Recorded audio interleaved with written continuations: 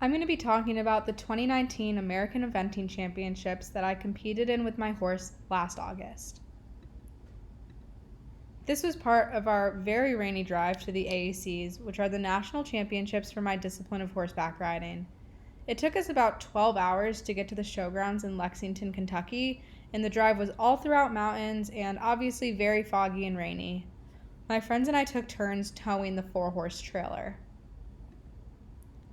This picture looks like it was taken sometime during the day, but it was actually at 3 a.m., right after we got to the stables and set up our horses' temporary stalls.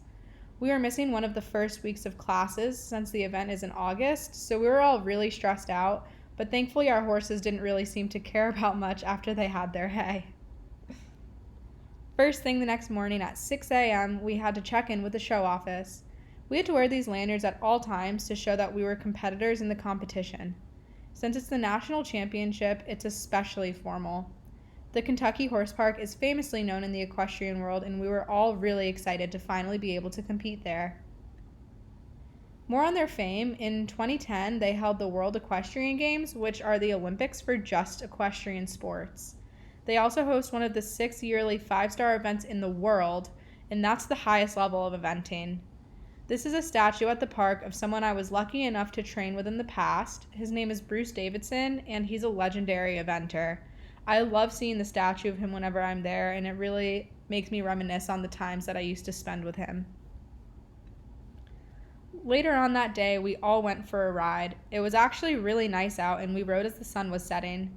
The competition was starting the next day, so we rode with our trainer for any last-minute quick fixes before presenting to the judges. The rolling landscape throughout Kentucky is beautiful, and it was so calming to walk through the horse park. So eventing is basically broken up into 3 sections, and then your final amount of penalty points from all 3 is calculated to determine the placings.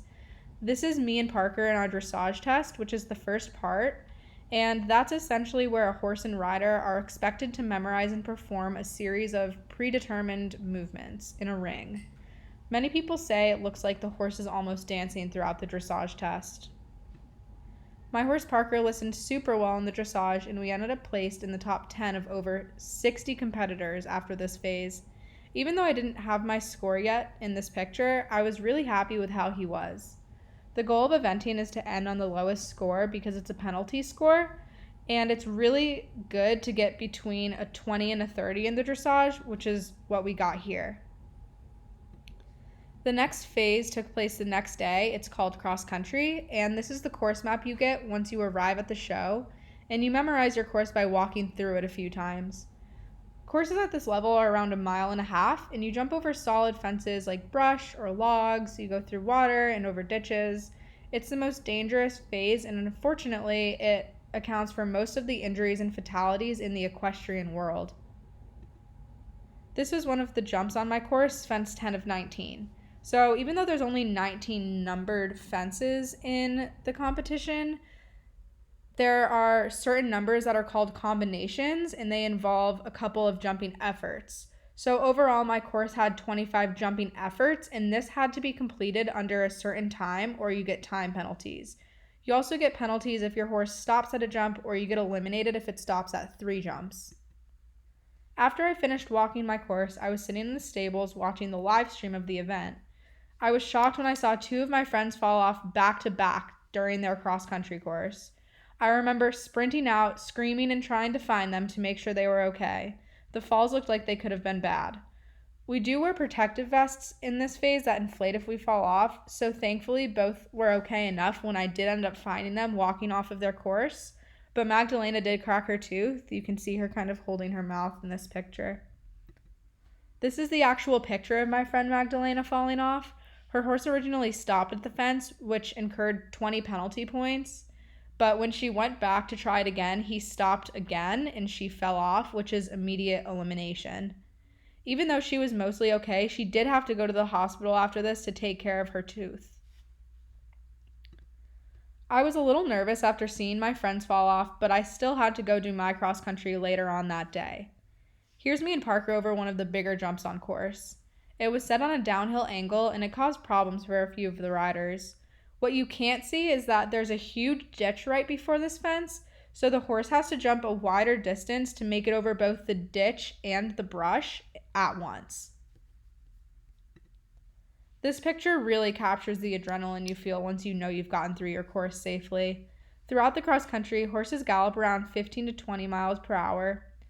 Parker and I were trying to make up some time, so I pushed him to move fast in this picture, which was right before the finish flags, but I did get a couple of penalties for being over the time limit, so we dropped to 15th place.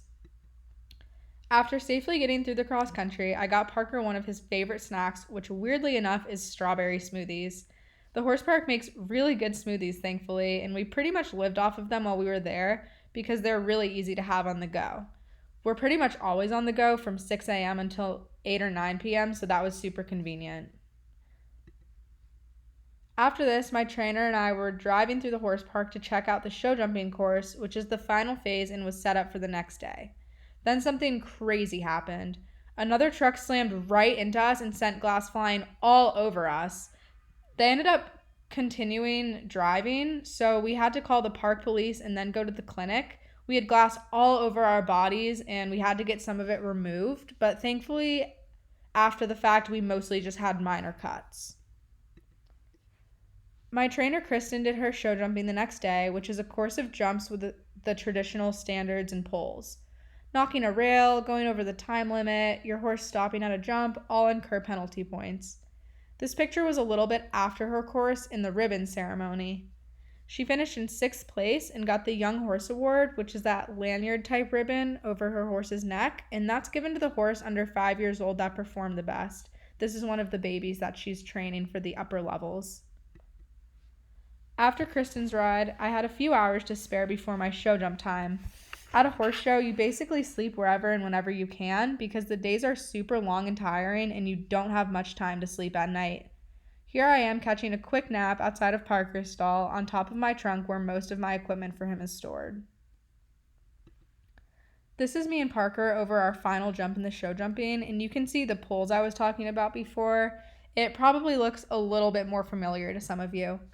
I've always loved this picture because of the reflection in the water, which was put there to scare some of the horses off a bit. They always try to make courses super challenging, especially at championships, and the addition of water always makes the horse look a little bit more. Parker and I didn't have any penalties added into the show jumping, so we moved up a couple places and ended in 13th place. I was so thrilled. Since we were in the top 15, we got to participate in the ribbon ceremony and do a victory gallop around the ring for all the spectators. The other ribbon on my boot is a young rider ribbon since I was under 21 when I competed here. It may seem silly to people to practically risk your life for a $2 ribbon, but each one I receive has so many stories behind it.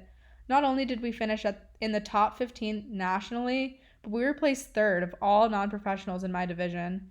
Even though the event was very stressful with high highs and low lows, it was a once-in-a-lifetime opportunity and I will cherish it for the rest of my life.